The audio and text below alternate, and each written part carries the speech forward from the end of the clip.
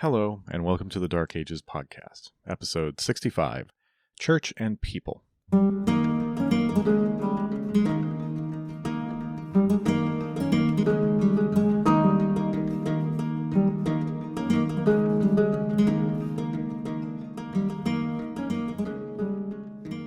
This episode is a continuation of last time's discussion of the 6th century church. Last time it was the high-level stuff, the relationships between bishops, kings, emperors, popes, and we found that the popes generally had a pretty high opinion of their authority, but that it wasn't an assessment generally shared across Christendom, and that the kings of the new successor kingdoms had moved in to at least partly take over the role of the emperor in the management of the church and the calling and management of governing councils. Today is going to be a little more grassroots. By 476, the elites of the Roman Empire had pretty much all turned to Christianity, some through genuine conversion and conviction, some through a recognition that not doing so would be career-limiting in the new Constantinian world. But what about everyone else? When we talk about the glories and luxuries of the Roman world, we are usually talking about the top 10% of the population, economically speaking. The vast majority of Roman citizens, especially in the West, were rural peasants of one kind or another. Unless they joined the army, just about everyone would have lived and died within a few miles of where they were born, and only had contact with the glories of elite culture and education when they went to pay their taxes and their respects at the villa of their local patron or employer. By the end of the 5th century, it's likely that these people's understanding of the new religion was partial at best. But Christianity was for everyone, and the peasantry souls needed saving just as much as did the magistrates. Bishops worked hard to bring the masses into the fold, and alongside them other actors, namely monasteries and secular lords, worked toward the same goal, sometimes to the bishop's irritation. Today will be the story of how the rural people were brought to the faith, and how the faith was changed by the process. Much like last time, I need to begin by going back. Christianity's heartland was in the East. Communities of Christians had existed and grown up there since the time of the apostles. Most of the great intellectual exponents of the faith lived and worked in the East. The great ideological struggles of the early church were most intense in the East, and 4 of the 5 patriarchs of Jerusalem, Alexandria, Antioch, and Constantinople were in the East. Its long history meant that Christianity had begun to penetrate all levels of society by the time of the late Empire, and a quirk of geography played a role in the administrative structure of the early church in the East and the conversion process. In the eastern parts of the Roman Empire, and along the Mediterranean littoral, the climate tends to be semi-arid and/or mountainous, and fertile land appears in concentrated pockets in valleys and along coasts. That encouraged the development of compact areas of settlement, with population centers supported by a relatively limited hinterland, and with political organizations that developed to match, i.e., city-states, the polis of the Greek-speaking East, and the various kinds of civitates in the Latin West. The civitas became the basic unit of administration of the Roman Empire and referred to both the urban center and the rural lands that supported it. The Christian church that grew up in that environment was organized in patterns that meshed with the geography. The community in each civitas was overseen by a bishop. That word comes from the Greek episkopos, which means overseer, who worked alongside priests or presbyters, from the Greek presbyteros, or elder, to perform the Eucharist and other liturgical rites. Importantly, though, by the 4th century, it was established that only bishops would preach. In a world where the population was mostly concentrated in dense pockets, it was relatively simple for this structure to provide pastoral care and education for their communities. Congregations could easily gather in a central location to hear preaching, receive baptism, and observe the Eucharist. Christianity in its first centuries was thus a largely urban phenomenon in both the East and the West. The broader geography of the West, though, was significantly different, especially in Gaul and Britain. Outside the Mediterranean fringe, fertile land was much more widely distributed, and things were much more rural. Economic activity was spread out among more isolated farmsteads and villas. Cities were smaller and much further apart, and so the civitates of the West were physically much larger than in the East. The model of one bishop, one civitas that had prevailed in the East was imported to the West, but geography now put strains on that system. To put some numbers on it, in 400 CE, North Africa was home to more than 600 bishoprics, while there were only 118 in Gaul, most of them in the south. with correspondingly larger territories under their jurisdictions. It was a logistical problem, and in spite of the patronizing tone most church leaders took when describing the country people, it was nonetheless their duty to save every soul that they could within their seas. The actual details of the religious ecosystem of the countryside are pretty difficult to determine with any precision. It is clear from bishops' accounts and the rulings of church councils that it was still very much a work in progress by the time of Gregory of Tours. The writers most useful to historians are those of Gregory, of course, writing in the middle to late 500s, Caesarius of Arles in the early 500s, and Martin of Braga in the late 500s. All three complain about the need to stamp out similar lists of incorrect practice. These were things like rituals of divination, rituals intended to safeguard crops or health, the making and distributing of amulets, leaving offerings at places of supposed supernatural power like groves, crossroads, springs. The formal networks of pagan priests with temples and organized sacrifice had largely gone, but the country folk had long memories. Many attempted to syncretize the old ways with the new. Caesarius references baptized Christians who refused to work on Thursday because it was Jupiter's day, for example. Martin of Braga refers to invocations of Minerva while weaving, references to numerology to determine the best day to undertake a journey, the muttering of spells while compounding herbs for remedies, and he condemns all of those practices. He's especially scathing to those who continue in these habits after having been baptized. Why then did these miserable people come to church? Why did they receive the sacrament of baptism if afterwards they intended to return to the profanations of idols? The common thread that runs through that list of practices that bishops found objectionable is the survival of a transactional attitude to religion. We saw this in the story of Clovis's conversion, actually, where he proclaimed, when a battle was not going well, that if the Christian God delivered victory, then Clovis would consent to be baptized. That is not an uncommon theme in the conversion stories of the northern warrior kings. This attitude was very much a part of pagan practice. Anyone with even a passing knowledge of Greek myths knows this. The old gods and goddesses were not omniscient, transcendent beings. They were not even necessarily morally good or bad. They were simply beings that were more powerful than humans and could be bargained with. Their attention could be attracted and their help secured by human actions like prayers, offerings, sacrifices. The Christian conception of God is an entirely different nature. The idea of a transcendent and omniscient God that could be influenced by gifts, like some kind of corrupt magistrate, was ludicrous to the minds of the church fathers, especially Augustine of Hippo. It was a habit that died hard among the population, though. The word most often used at the time to describe the people of the country was rustici, rustics. Historian Peter Heather suggests that yokel might best capture the spirit of the Latin term. Over the course of the 6th and 7th century, the abstract form, rusticus, came to be synonymous with incorrect Christian practices. Peasant religion, even if nominally Christian, needed correction, guidance, and sometimes a good firm whack with a stick if the country people were to be brought fully into the true faith.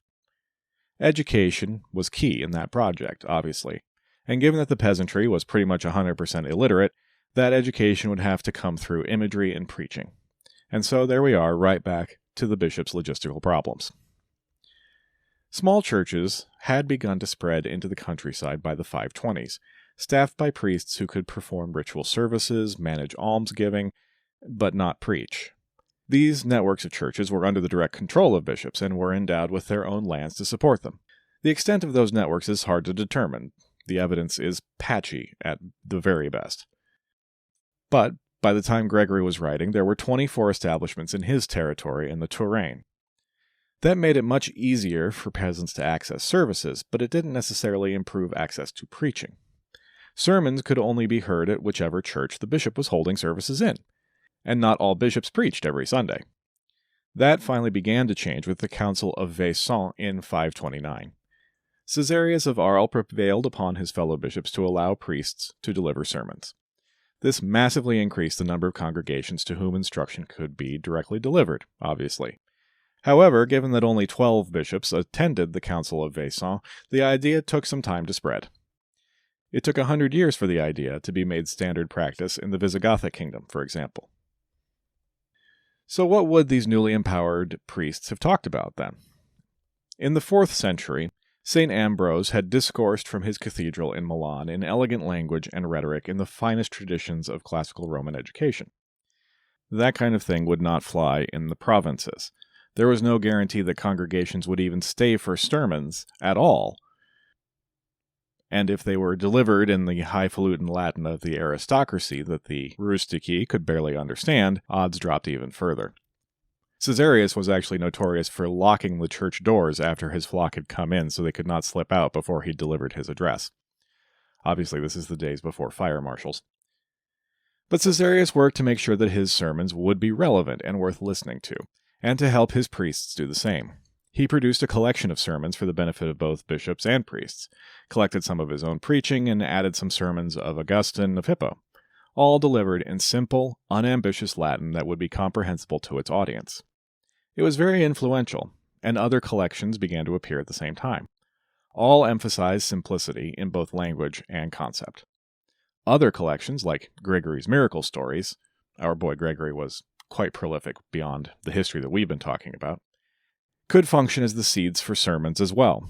Each story is short and easily digestible, with a clear demonstration of correct Christian action. Through these stories and the sermons of the priests, the broader population could be brought to an understanding of what it meant to live a good Christian life. So, what did it mean to live a good Christian life? Baptism was central. In the days of early church, baptism was the culmination of a process of education and exorcism that could take years. By the 6th century, though, 20 days was the recommended maximum. If you will allow me a potentially offensive analogy, it reminds me of early communism, where agitators won proletarian converts one at a time through intense education in economics and political theory. It was a good solid process and thorough, and would bring about the revolution in about 10,000 years. We all listened to Mike Duncan, right? In order to become a mass movement, the process needed to be speeded up, and it was the same for baptism. To reach the greatest number of souls possible, the barriers to baptism had to be lowered, and they duly were. After that, education focused on memorizing, being able to recite, and have some understanding of the Apostles' Creed, a simplified version of the Nicene Creed, the central affirmation of faith and orthodoxy. The Apostles' Creed focuses more on the narrative of Jesus' life and ministry rather than the more complex theological points emphasized in the Nicene one, which had been developed at least partly as a bulwark against the Arian and other heresies. The Christian message being carried out into the countryside was fairly straightforward, and I quote Peter Heather's summary.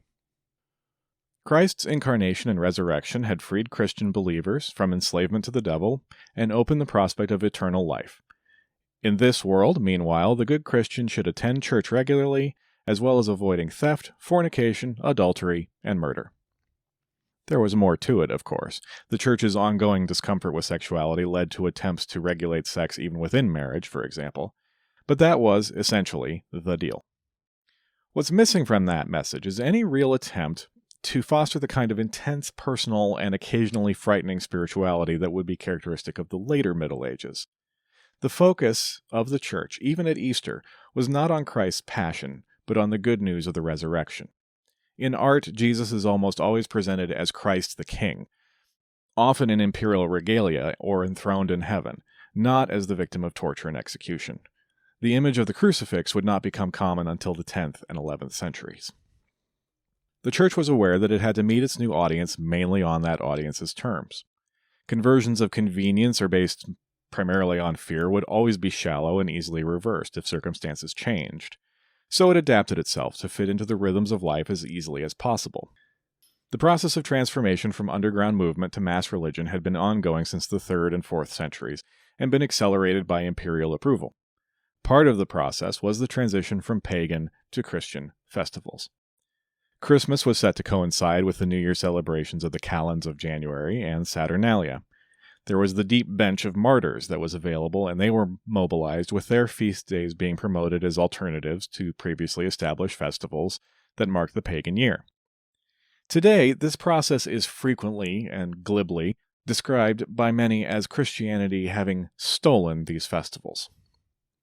Well, to be blunt, that is a shallow and dismissive understanding of the process. Throughout its history, the great talent of Christianity, has been its ability to adapt to the new environments and social settings it's found itself in. Christmas, Michaelmas, and the like were advanced as alternatives to Christians who found themselves isolated from the festivals that had previously marked the progress of their lives.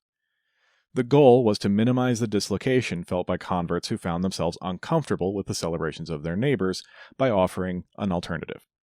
The church was involved in a dialogue with the world that had existed prior to itself. It shaped itself and its message in response to the needs of the audience, in parallel to its efforts to shape the attitudes of that audience. It was a deliberate policy, but not a centrally directed one, as bishops responded locally to local circumstances. All of this sounds like an admirable effort by bishops, and no doubt it was, but there is some doubt as to how effective it really was. The efforts to remove the transactional attitude from Christian worship met with limited success. Caesarius of Arles, and before him Augustine of Hippo, had scoffed at the idea that human action could change the mind or affect the behavior of God, but the patterns of belief among the laity seem to have retained much of that idea.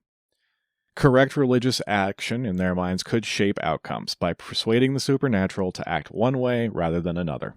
If you listen to the bonus episode about St. Macarius, lo these many moons ago, you may remember that Christian monks were as likely to be practitioners of magic as were pagan priests. Amulets remained pretty much ubiquitous, now with the names of saints and angels and biblical inscriptions having replaced the invocations of the old gods and spirits. The full range of magical practice was put to work: talismans, incantations, offerings.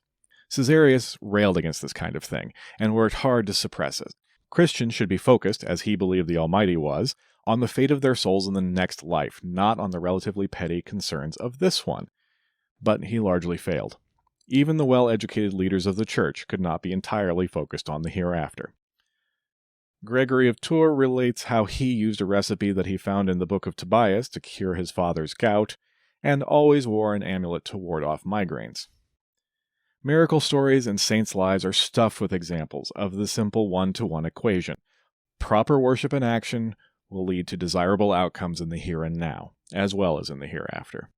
Conversely, rusticitas would lead to negative ones.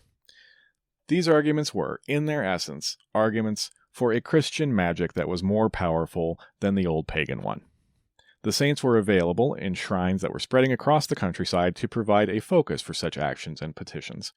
And it was a good thing, since even by Gregory's time, 250 years after Constantine's conversion, anything resembling what we might call parish churches were hard to come by. Even with 24 churches in the Touraine, a peasant of Gregory's See would still, on average, have had a 6-mile walk to the nearest church. Hundreds of churches were being built, but it would take thousands to achieve the kind of saturation that was really necessary. And it's doubtful that most peasants attended church every Sunday, not if there was a 4 or 5 hour walk required. A council held in 506 at Agde is probably a good indicator of the reality, requiring that Christians must attend one of the bishop's churches at least at Easter, Christmas, and a handful of other major festivals. And even that was unlikely to convince the old, the sick, or the busy to take the long walk. The twice-a-year churchgoer is far from a modern phenomenon. But there were other venues for religious services available besides the churches under the episcopal supervision, and both had the potential to be troubling to bishops. There were private churches erected and endowed by landowners, and there were abbeys and monasteries. A full discussion of monasticism deserves its own episode, so we'll just hit a few relevant points here. In the early Merovingian period, inmates were more likely to be from the elite strata of society, and these kind of institutions did not generally see it as their mission to educate or minister to the general public. Bishops were concerned that they would become alternative loci of influence with nobles and kings. There was also the unregulated institutions that grew up around wandering ascetics and missionaries, many of them in this period from Ireland. These fell outside episcopal regulation and could become very popular with both nobles and peasantry. St. Columbanus established a monastery at Luxeuil, for example, which brought him into direct conflict with Brunhilde, who saw him as a competitor for influence with her grandson Theuderic, and eventually saw him driven out. As an aside, Luxeuil has to be among the top 10 most French of all French place names, and if you don't know how it's spelled, whatever you're guessing right now is wrong.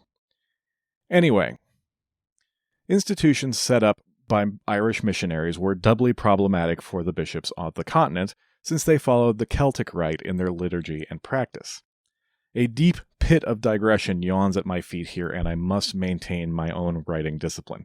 So I will just say that the Celtic rite differed from the mainstream, or Roman, rite in a number of ways that made it unacceptable for bishops of Francia and Italy. These included marriage practices, the method for calculating the date of Easter, and they even found the Irish form of tonsure weird.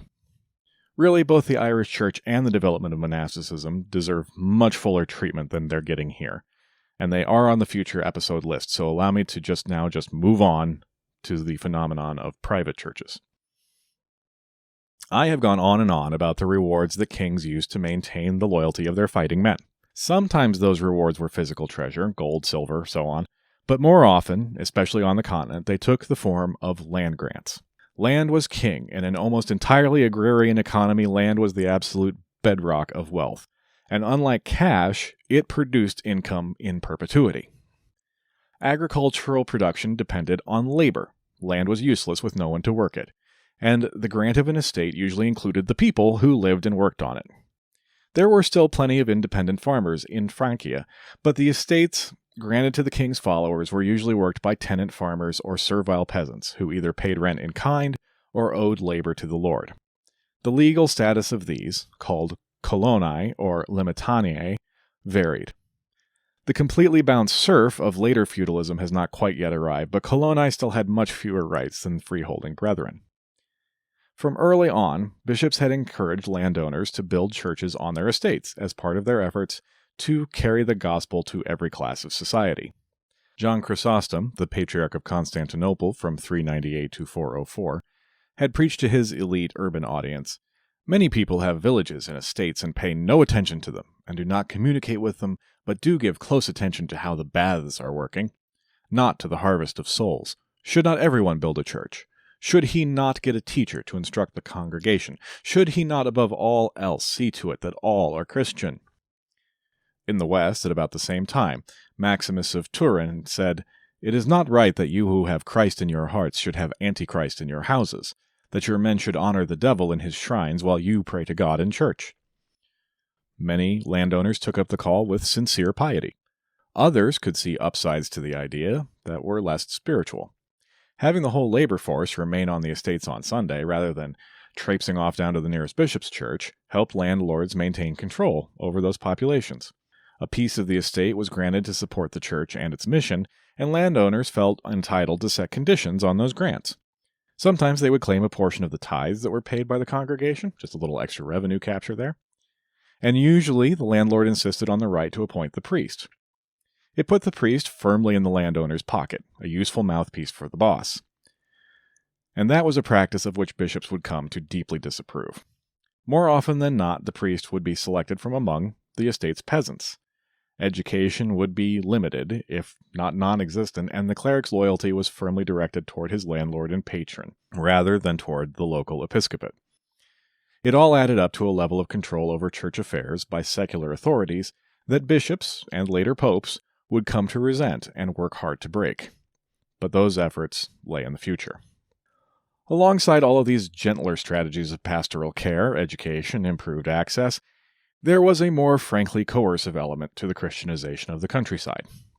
If peasants could not be brought to the faith by persuasion or social pressure, other methods were available. Pope Gregory I had urged the landlords of Sicily to raise the rents of non-Christian tenants until they converted. If all else failed, both Caesarius of Arles and Isidore of Seville agreed that Christianity could be beaten into the especially stubborn. The Hispanic bishops at the Third Council of Toledo in 589 agreed, and charged both priests and lay magistrates with a duty to eradicate idolatry by any means necessary short of murder. Those that failed to do so would be excommunicated. And yet, in 598, Pope Gregory wrote to the bishop of Terracina, disturbed by reports that people in his see were worshipping and making offerings to sacred trees. Terracina is 35 miles from Rome, the very heart of Western Christendom. It lies on the Appian Way, the famous highway between Rome and Naples. It is not an out-of-the-way backwater. And yet even there, old habits died very hard. More than anything, the impression I want you all to take away with you is that the process of Christianization was slow in the countryside. It advanced by fits and starts, hindered by the hard facts of geography and manpower, and by the general inertia of human habit and desire to hold on to traditional ways of life. Life for the agrarian poor was so precarious, so close to the edge of disaster, even in good times, that changing any habits that helped manage that uncertainty would have seemed deeply, deeply risky. And make no mistake, a change to ritual practice would have been seen by everyone involved as just as important, immediate, and material as a new tool or altered field rotation scheme. The stereotypical conservatism of country folk does not come from nowhere, but the steady drip of ecclesiastical pressure and more direct initiatives from the landlord class gradually eroded the old ways and replaced them with the new. Let us also not forget the support that the church often provided to the destitute, especially in urban centers. That was a service that had been conspicuously lacking from most pre-Christian religious practice, a failing that had been recognized by the Roman opponents of Christianity, actually. All of this combined to reshape the worldview of the populace, but again, slowly. So now that we've covered all of that, what would going to church have been like in Gregory of Tours' time? Well, detailed reconstructions of services are difficult at this early state. The congregation would have heard the recitation of prayers and the singing of psalms, and witnessed the central ritual, which was, of course, the Eucharist. Whether the entire congregation received communion and whether they did so in both kinds, meaning both the bread and the wine, is not clear. Later reforms suggest that they did not. Some parishioners may have only shared communion at Easter, and then often only the bread. It's entirely possible that the congregation simply witnessed the ritual, the miraculous transformation of bread and wine into body and blood of Christ without directly participating. The priest's blessing would have rounded out the service. If the church in question was being visited by the bishop or his cathedral priests, one might have heard a sermon, but it's not a given.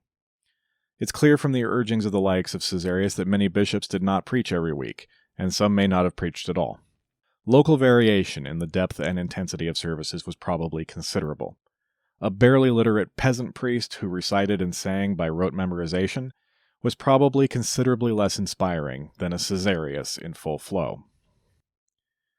All of this probably sounds like a fairly miserable and unenlightening experience, and I'm sorry if that is the case. Without having been there and heard the chants, experienced the charisma of the priest, or lack thereof, felt the mood in the room, it's impossible really to grasp an understanding of the experience. I am not a religious person, but I have attended church services in a variety of denominational contexts, and been moved by some and bored by others. It's difficult when reading or discussing the history of the church to really get a sense of that very personal experience. I have an easier time imagining how I would feel in the midst of a medieval battle than in the midst of a medieval church service. I think that's partly because the emotions are simpler, that nexus of terror and rage, and partly because the details are just missing. The fervor of the faithful certainly comes through loud and clear in their writings, so intense that in some cases it actually makes it harder to understand the experience, rather than easier. The feelings are just so alien to a modern secularist like myself, and I would bet that the most fanatical of modern fanatics would be given a run for their money by their medieval compatriot. Music would probably have been a big part of the experience, as it is in most churches to this day, though unfortunately, no fully notated musical settings survive from the time. The closest we can probably get is either the Ambrosian chant, which is part of the Ambrosian rite of Catholic services still used today in and around Milan, or the Old Roman chant. Both of these have existed alongside and been influenced by other modes of church singing, so I'm not going to say that this is 100% what a 6th or 7th century church sounded like, but hopefully it'll give us a flavor.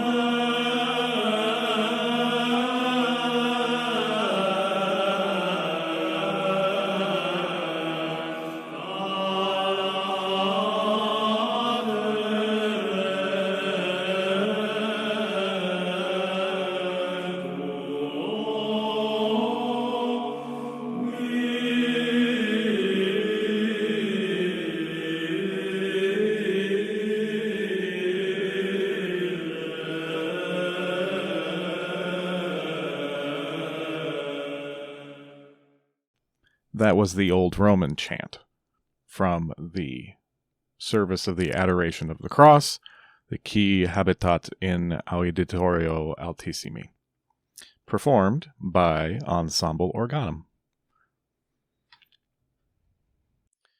How to sum all this up, then? The main points to leave you with, I think, are these. That the carrying of the Christian message to the whole population of the empire was far from complete when that empire crumbled. In spite of considerable challenges, bishops worked hard to make services, both ritual and pastoral, available to all in their remit. They were helped in their efforts by an elite class that erected their own institutions for both spiritual and secular reasons, and by monastic institutions that were beginning to appear in greater numbers. The message carried out to the provinces was a message that had been tuned to its audience, and in the early days maintained a largely positive outlook, focusing on basic education and making the transition from pagan to Christian practice as easy as possible. But when faced with intransigence, both church and temporal authority were prepared to use coercive or punitive measures to ensure compliance. I would note, however, that was a feature of the hierarchical society which pre-existed the church, and not strictly a Christian innovation. The ruling classes were prepared to force compliance in non-religious areas with just as much violence as in religious ones, and indeed, on balance, the church probably was a moderating influence on the violence of lords and masters overall. Elements of the old ways survived. In folkways, in local superstitions that lingered long after the old gods had been forgotten. There is little to no evidence of any continuity of pagan practice that survives to the modern day. But the attitude that the supernatural could be called on, that actions could be taken to moderate the often cruel blows of nature and circumstance, that remained. It found its way into Christian folk practice, sometimes to be roundly condemned by the episcopal authorities, sometimes to be adopted by them. The church was, in those centuries, very much a top-down affair, but absorbed some of the culture that it encountered, and made itself stronger and more elastic in the process. That's all the religion I have for you now. Though this being the Middle Ages, the almost Middle Ages, I'm sure it will come up again. Next time we'll be heading back to Italy, for the first time in almost 2 years, would you believe? That's for those of you listening in real time. If you've been binging, it's probably been about a week, but still. I do have a bit of news before I go. I will be appearing on the Podbean Amplified podcast, talking a bit about this show and what I've learned about history and about podcasting. So, if you're interested in seeing what I sound like when I am flailing around talking extempore, that episode should be dropping on the 9th of March on Podbean Amplified. There is a video version that will appear on YouTube and wherever else does that kind of thing, and I don't know that I'd recommend that. I close my eyes when I talk sometimes. It's weird. Anyway, all that's left is to thank you all for listening and for your support. I read all of your comments that appear on Spotify, even if I don't respond, and some of them are quite brilliant.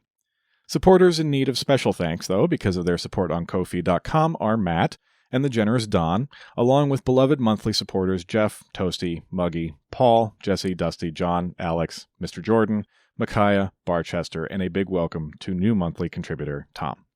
All right, everyone. Until next time, take care.